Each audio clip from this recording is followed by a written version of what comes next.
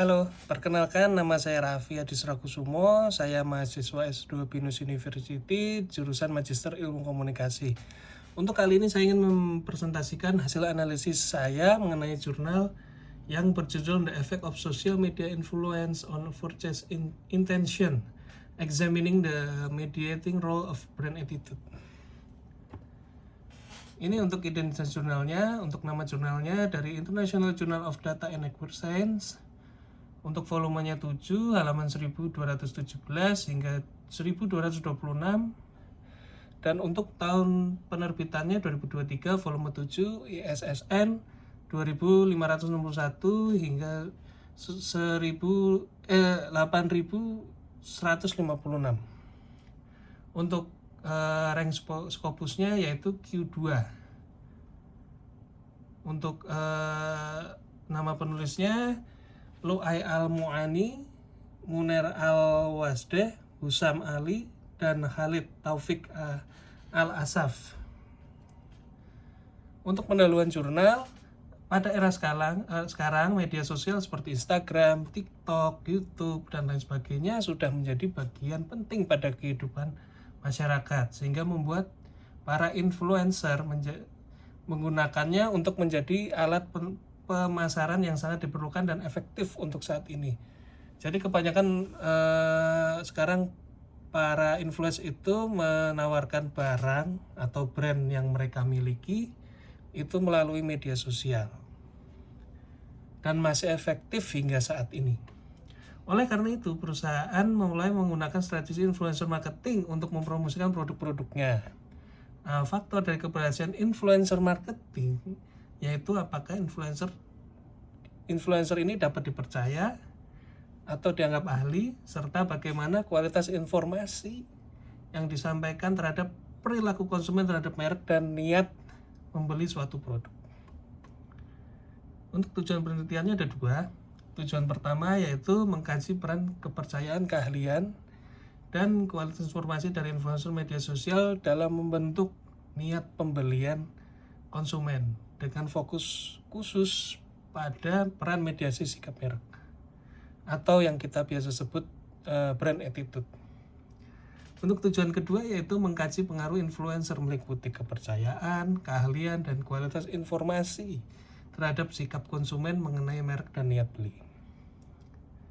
Nah, ini untuk metode penelitian sendiri, yaitu yang pertama jenis penelitian ini menggunakan kuesioner online, yaitu mencakup pertanyaan tentang demografi dan variabel yang berkaitan dengan penelitian.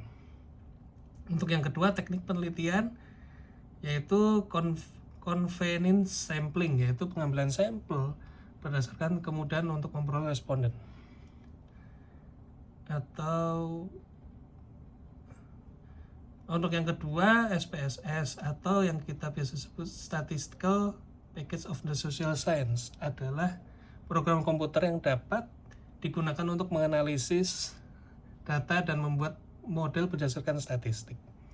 Yang ketiga ada AMOS atau Analysis of Moment Structures, adalah perangkat lunak yang dirancang khusus untuk menganalisis data dengan metode SEM. Nah, ini untuk hasil penelitian sendiri menunjukkan bahwa kepercayaan, keahlian, dan kualitas informasi memiliki pengaruh signifikan terhadap niat beli. Nah, ini niat dengan variabel H1 yaitu kepercayaan terhadap influencer mempengaruhi niat pembelian.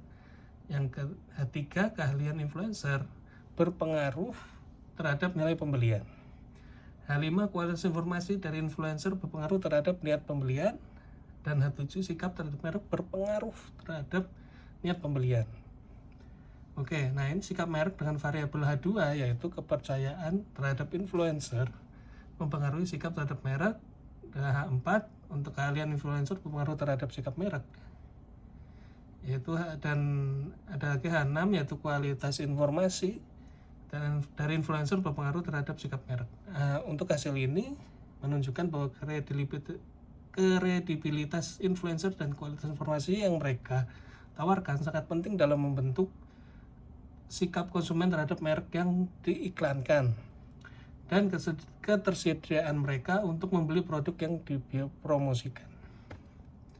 Untuk hasil penelitian sendiri, kepercayaan, keahlian, dan kualitas informasi secara signifikan mempengaruhi sikap merek. Nah, dalam penemuan ini menunjukkan bahwa ketika konsumen menganggap seorang influencer dapat dipercaya, ahli, dan memberikan konten informatif, masyarakat ini lebih cenderung untuk mengembangkan sikap positif terhadap merek yang didukung oleh influencer tersebut. Untuk kesimpulannya sendiri dari hasil analisis ini, pemasaran melalui influencer media sosial semakin penting dan efektif di era digital dibandingkan dengan selebriti. Mengapa? Karena kebanyakan sekarang masyarakat banyak menonton di media sosial itu yang dari influencer, dan untuk selebriti sendiri sudah mulai jarang.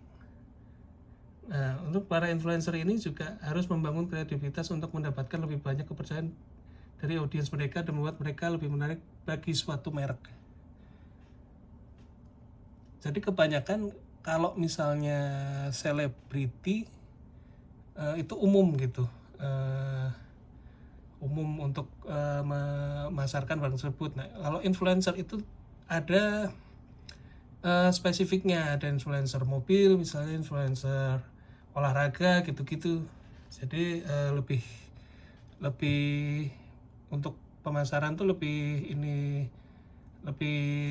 masuk ke influencer karena spesifikasi. Penelitian ini menunjukkan bahwa sikap positif konsumen terhadap merek merupakan faktor signifikan yang menghubungkan pengaruh influencer dengan keputusan pembelian konsumen. Nah, ini untuk kelebihan dan kekurangan dari jurnal yang saya analisis. Untuk yang pertama, untuk kelebihannya menggunakan teori yang kuat, metode statistik yang tepat, dan topik yang relevan dengan perkembangan pemasaran digital. Hasil penelitian juga dikemukakan dengan jelas sesuai dengan sampel yang digunakan. Pembahasan mudah dipahami karena penulis tidak hanya menyampaikan hal statistik, tetapi juga menjelaskan alasan dan maknanya dalam konteks pemasaran digital. Untuk kekurangannya sendiri, yaitu memiliki keterbatasan pada teknik sampling. Akibatnya hasil penelitian mungkin kurang dapat digeneralisasikan untuk seluruh masyarakat. Ruang lingkup penelitian yang masih terbatas, serta jumlah variabel yang digunakan belum lengkap, dapat ditambahkan oleh fokus penelitiannya.